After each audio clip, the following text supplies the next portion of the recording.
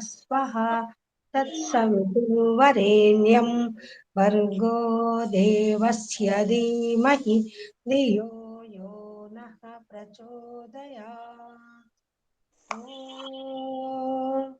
असतो मा सद्गमय तमसो मा ज्योतिर्गमय मृत्योर्मा अमृतं गमय। ॐ सहना भवतु सहनौ भुनक्तु सह वीर्यं करवावहै तेजस्विनावधीतमस्तु मा विद्विषावहै।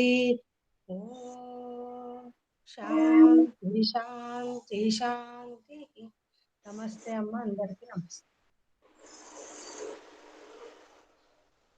చాందోగ్య ఉపనిషత్తు ప్రథమ ప్రపాఠకంలోని ద్వితీయ ఖండములోని 7వ శ్లోకాన్ని వినే ప్రయత్నం చేద్దాం. అతః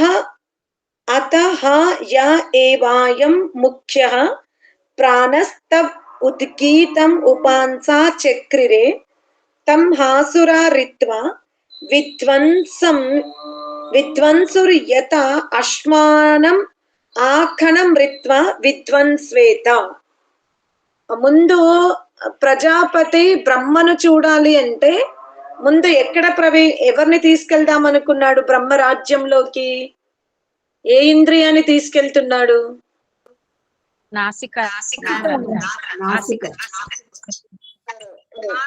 నాసికని తీసుకెళ్ళినప్పుడు ఏమైపోయింది? అక్కడ ద్వంద్వం ఏర్పడి అది పనిచేయడం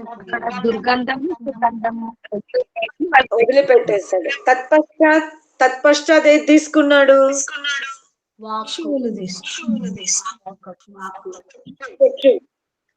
దాన్ని కూడా వదిలిపెట్టి ఎక్కడికి వెళ్ళాడు? మళ్ళీ కర్ణముల వైపు వెళ్ళాడు, చెవుల వైపు వెళ్ళాడు. తర్వాత ఏమైంది? మళ్ళీ ఎక్కడికి వెళ్ళాడు? నాసిక, చక్షువు, కర్ణము, తర్వాత మనస్సు వైపు వెళ్ళాడు. మనస్సు కూడా సంకల్ప వికల్పాలన్నీ చేస్తుందని నిన్న తెలుసుకున్నా. ఈ రోజు ఏమంటున్నాడు? ఆ ప్రజాపతి ముఖమును ఆశ్రయించాడంట. ప్రజాపతి ఏం చేశాడు? ఎవరిని ఆశ్రయించాడు? ముఖమును. అనగా దేవతలు ముఖమును ఆశ్రయించారంట. అమ్మో, మనము నాసికను ఆశ్రయించిన, చక్షువుని ఆశ్రయించిన, కర్ణమును ఆశ్రయించిన, మనస్సును ఆశ్రయించిన విజయం సాధించలేకపోయాము అని ఇప్పుడు ఎక్కడికి వెళ్ళారు వాళ్ళు? అన్నమయ కోశంను వదిలిపెట్టి, మనోమయ కోశంను వదిలిపెట్టి ఎక్కడికి వెళ్ళారు వాళ్ళు? ప్రాణమయ కోశంలోకి ప్రవేశిస్తున్నారు. ప్రాణమయ కోశము ముఖ్యంగా ఎక్కడ ఉంది అంటే అని మనం ఏదైతే శబ్దం చేస్తామో అది తీసుకోండి. మనం శబ్దం ఎవరి సహాయం వల్ల చేస్తున్నాము? శబ్దోచ్చారణ దేని వల్ల?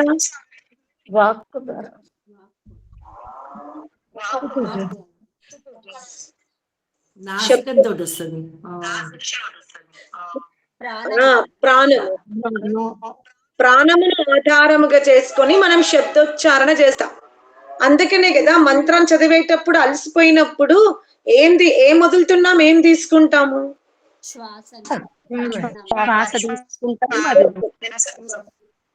అర్థమైందా? ఇప్పుడు మనం ధ్యానములో కూడా ఏదైతే శబ్ద ఉచ్చారణకు ఆధారమైన ప్రాణం ఉందో ఆ ప్రాణాన్ని మీరు గమనించాలి లోపల. అర్థమైందా? ఇక్కడ ముఖము అంటే ముఖములోని ప్రాణమును తీసుకోండి. ఇప్పుడు దేవతలు ప్రాణమును ఆశ్రయించారు.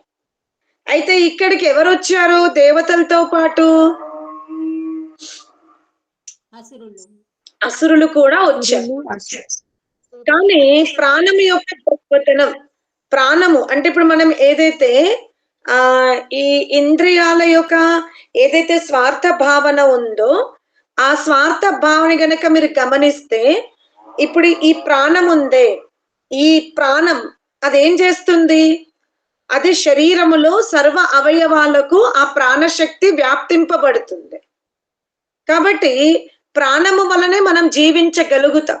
ప్రశ్నోపనిషత్తులో కూడా ప్రాణం ప్రతిష్ఠితం, ప్రాణమును ఆధారంగా చేసుకొని ఈ సర్వ అంటే జీవాత్మ ప్రాణమునే ఆధారముగా చేసుకొని సర్వ కార్యములు చేస్తుంది. అయితే ఇక్కడ ఏమైపోయింది, ముఖములోకి ప్రవేశించాలనుకున్నారు ఎవరు, అసురులు. కానీ ప్రాణం ఏం చేసింది, అక్కడ దానికి ఉన్న గొప్పతనం ఏంటంటే అది అందరికీ పంచి పెడుతుంది. అంటే దైవశక్తి ఎక్కువ ఉంది అక్కడ. ఆ దైవశక్తి వల్ల ఏమైపోయింది, అది అసురులని ఓడించగలిగింది. అంటే ఇప్పుడు మనం ఇక్కడ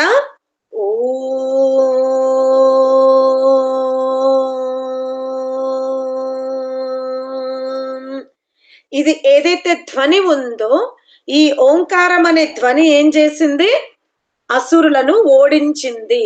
అనగా ఎప్పుడైతే మనం ఉద్గీతమును ప్రాణమును ఆధారంగా చేసుకొని ఆ గానము చేస్తున్నామో ఆ గానం వల్ల ఏమైపోయిందంటే ఎదురుగా పర్వతము లాంటి మట్టి కుప్పలున్నా కూడా వాటిని మనం ఢీ కొట్టి ముందుకు వెళ్ళగలిగాము అని చెప్తున్నాడు. అంటే ఎవరైతే ఓంకారమును ఉపాసిస్తారో, ఎవరైతే ఓంకారమును ధ్యానిస్తారో వారు ఇంద్రియాలను జయించుకుంటారు అని చెప్తున్నాడు. ఏమంటున్నాడు, ఓంకారాన్ని ఉపాసన చేసేవారు, ఓంకారమును ఎవరైతే దీర్ఘకాలము ఉచ్చరిస్తారో వారికి ఇంద్రియాలు వశములోకి వస్తవి. అనగా మనం ఉపాసన ప్రారంభించక ముందు ఈ ఇంద్రియాలలో శుభ పనులు చేసే వాళ్ళము, అశుభ పనులు చేసే వాళ్ళం. ఎప్పుడైతే ఉపాసన ప్రారంభిస్తామో అప్పుడు ఏమైపోతుంది, అధికంగా ఏది చేయడానికి ఇష్టపడతాము, శుభ పనులు ఎక్కువ చేస్తాము, మంచి పనులు ఎక్కువ చేయడానికి ఇష్టపడతాము. అర్థమైందా? ఉపాసన వలన ఏమైపోతుంది, శుభం యొక్క కుప్ప పెరుగుతుంది. ఎప్పుడైతే శుభం యొక్క కుప్ప పెరుగుతూ పెరుగుతూ పోతుందో దాని ముందు అశుభము కుప్ప తగ్గిపోతుంది. మనం అశుభాన్ని తొలగించుకునే ప్రయత్నం చేయలేదు, దేన్ని పెంచుకుంటూ వెళ్ళినాం, మనం శుభాన్ని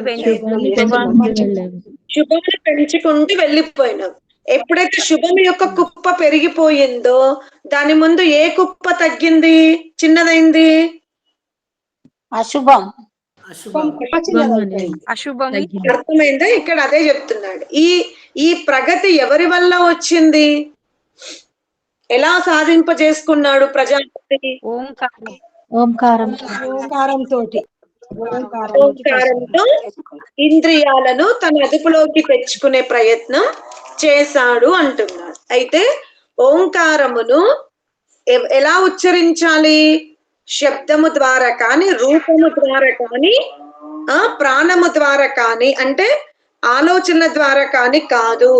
అంతర్గత ఏదైతే ప్రాణశక్తి ఉందో, అంటే మౌనం, మీరు గమనించుకోండి. ఓ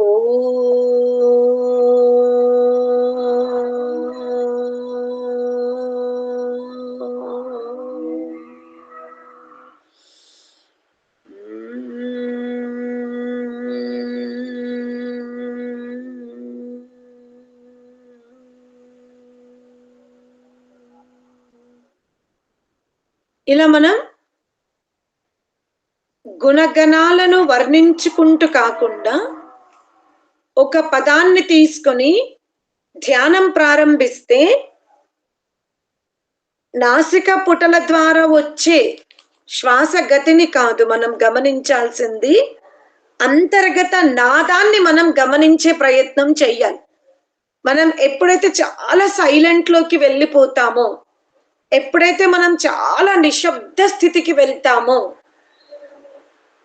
అంతర్గతంగా చాలా నిశ్శబ్ద స్థితికి వెళ్ళాలి.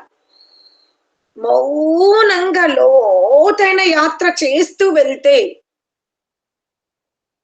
మనకు చాలా శక్తులు విడుదలవుతవి.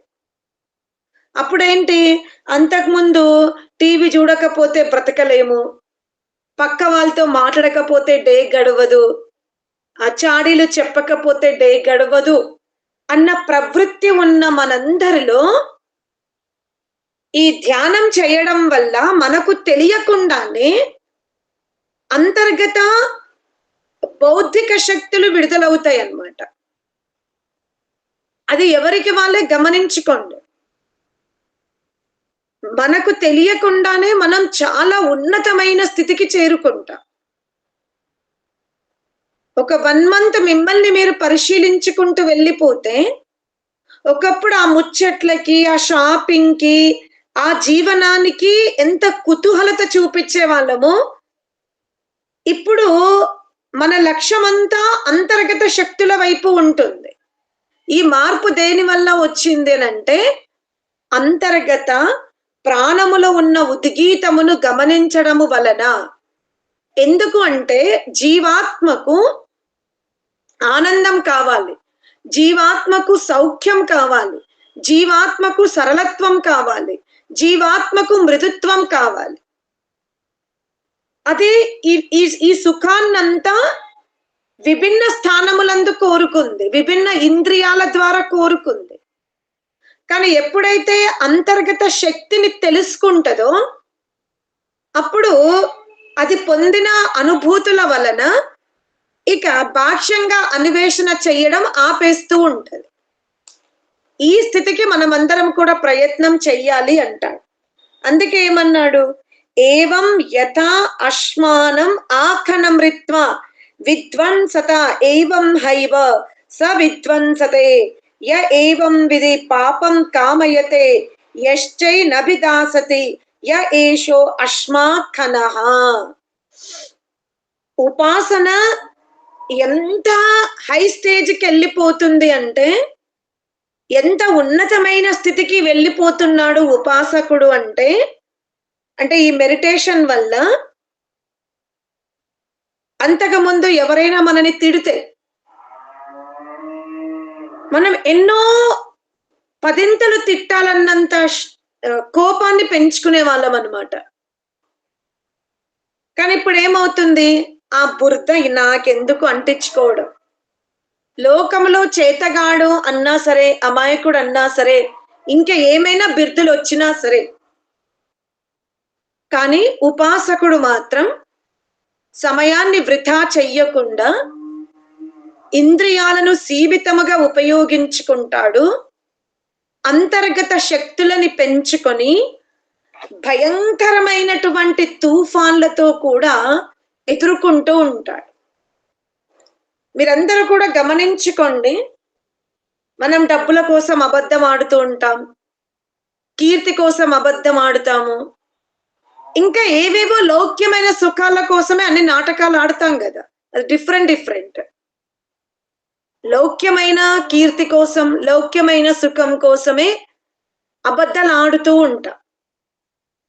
కానీ ఎప్పుడైతే జీవాత్మ ఈ సత్య స్వరూపాన్ని తెలుసుకుంటుందో ఇంకప్పుడు బాహ్యముగా ఆ వ్యవహారాన్ని నిలిపివేస్తుంది. అంటే ఆ పర్వతము లాంటి పాపములను కూడా ఢీకొట్టుకొని జీవాత్మ తన లక్ష్యం వైపు వెళ్ళిపోతుంది అంటున్నాడు. అనగా ఆ ఉపాసన మార్గాన్ని స్వీకరించిన నాటి నుండి జీవాత్మ యొక్క వికాసము అత్యంత అద్భుతముగా జరుగుతూనే ఉంది.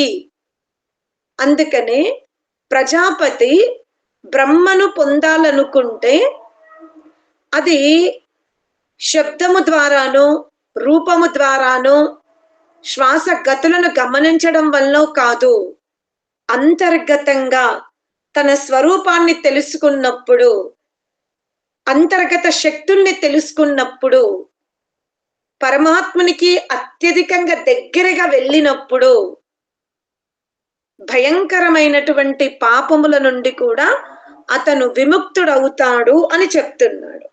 సరేనా? ఇంతటితో ఉపనిషత్తును ఆపేద్దాం. ఓం.